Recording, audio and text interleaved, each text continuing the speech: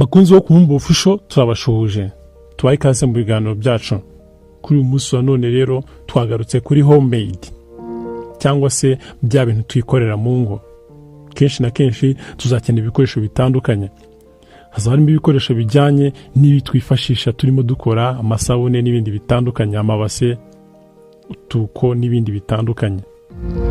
Ariko ngiye cyo nshaka ko twibandaho uyu munsi ni biriya bikoresho cyangwa se ari amaproduit, ari amaproduit y'ubutabire dukoresha dukora amasabune n'ibindi bitandukanye. Harimo amaside, harimo ibintu bitandukanye, ibyinshi tubisobanukiwe, ariko kuri uyu munsi wa none muri homemade ni igice tuzatugenda tubafasha gusobanukirwa na produits zimwe na zimwe, kuko birababaje kubona umuntu yicara imbere ya video umuntu arimo amubeshya ngo acide caustique ntibaho. Ugasanga umuntu arimo arapima ibintu ntabizi, arapima yambaye akoresheje intoki ze, yakwiye kuba yambaraga, yakwiye kuba yambara rinete, yakwiye kuba yirinda mu buryo butandukanye, ari imbere y'abana n'ibindi bitandukanye. Yemwe n'ababigurisha uzagenda ureba abantu bacururiza uzasanga byandagaye, harimo ibyamenetse hasi, harimo ibyamenetse ku minzani n'ibindi bitandukanye. Rero hari abantu batari benshi hano iwacu i Rwanda usanga bajya bavuga ngo acide caustique. Ugasanga umuntu yashishikaye ari imbere ya video barimo baramubeshya ngo acide caustique. My friend, acide caustique ntibaho.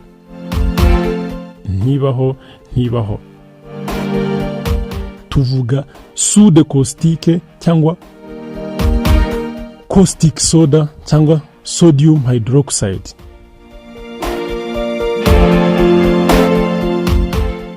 Misi yashize rigendeye ibyo video nanjye numva ndababaye cyane, ndibaza nkavuga ntese byibuza uyu muntu ufata caustique akayita ngo na acide koko we ari kubyumva, kandi akongera ngo dutanga certificate y'ibyo dukora byo gukora amasabune n'ibindi. Rero ni ibintu dukwiye kwitondera, ni ibintu dukwiye guha umurongo, ni ibintu dukwiye kwirinda. Reka tugendere kuri aka kantu, basangize aka kantu. Umuntu yagufatiye citric acid, arangije arayipima neza cyane litiro. Ubusanzwe citric acid ituma ibyo tunywa biramba. Tuvuge nimba ari umutobe, nimba ari ji runaka, ushyiramo citric acid kugira ngo imare igihe runaka. Arangije apima na caustique, kuko n'ubundi basanzwe bivugira ngo na acide caustique, ubwo nyine yumvise acide caustique agira ngo na acide citrique.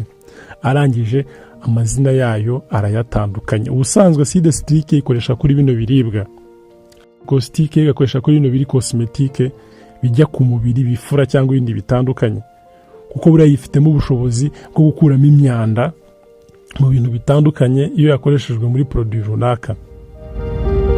Arangije abyitiranyije afata soude caustique cyangwa se afata caustique ayohereza ku muntu ukora amajinga yishyire mu nzoga. Nawe wumva ibintu yakoze. Abantu bo mu ruganda barangije bakora inzoga, mu gihe cyo gushyiramo acide citrique bashyiramo caustique. Byarangiye gute rero? Byarangiye mu gitondo cya kare bagiye gusogongera ku nzoga, umuntu wanyweho bwa mbere acishije hasi no hejuru ararambarara mu nganda, n'abandi bose basomyeho bibuko nguko. Nta kindi cyaba usibye kureho bagura ibikoresho, ribi bitangiye akazi kayo. Ubwo ni buryo mu bumwe butandukanye. Nyamuneka ndakugira inama mu buryo bushoboka bwose, mu nzira zose zishoboka, haba ari gukoresha iminzani. Niba umaze gupima, menya ko ari produit zaguye ku munzani uzihanagure, kuko nk'izi za soude caustique kenshi na kenshi iyo zikoze ku mubiri usanga ziri irita cyangwa se zigira uburyaryate. Ikindi uzasanga abantu bacuruza ibikoresho bitandukanye bino by'ubutabire bafashe acide bakayipfundura. Nawe utekereze acide sulfonique, wenda n'urugero yikora mu masabune n'ibindi bitandukanye. Iyo ipfunduye umuntu akayinyura iruhande, ubusanzwe iratumuka. Kuyihumeka byonyine yangiza iyi trajet respiratoire cyangwa se izi nzira z'imihumekere kugeza mu bihaha n'ahandi hose hatandukanye. Rero birababaje cyangwa se biteye agahinda kubona umuntu acuruza ahantu nawe ubwo atirinze.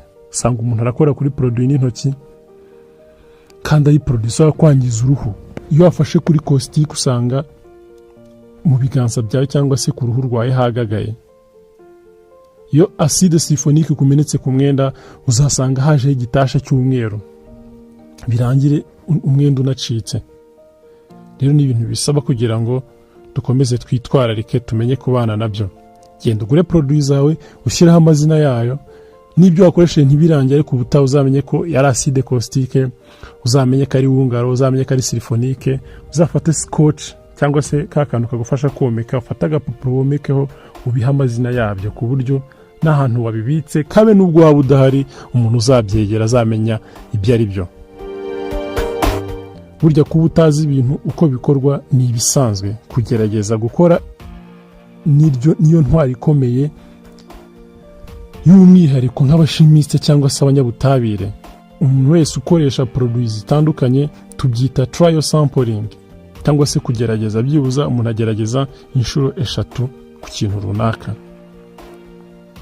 Rero kuba utazi ikintu, kuba utazi uko ibintu bikorwa, ibyo ni ibisanzwe. Ahubwo wegerageza kandi ugerageze gucangura ibintu, gerageze kutazavanga ibintu. Hari igihe uzaba udahari ugatuma umuntu, ariko si umuntu azabwirwa n'iki ko ibyo bintu yegereye hari acide sulfonique, hari acide caustique. Niyo nashobora kuri ka gapapuro uzandika ati iyi ngiyi yangiza imihumekere cyangwa se iyo gukoze ku ruhu igutera uburyaryate, wanabyandikaho ntacyo bitwaye. Kuko ngo bidusaba gukora ibintu bipimye n'ibindi bitandukanye bimeze neza. Rero ibyo numvaga ari byo bintu nshaka kubaganiriza.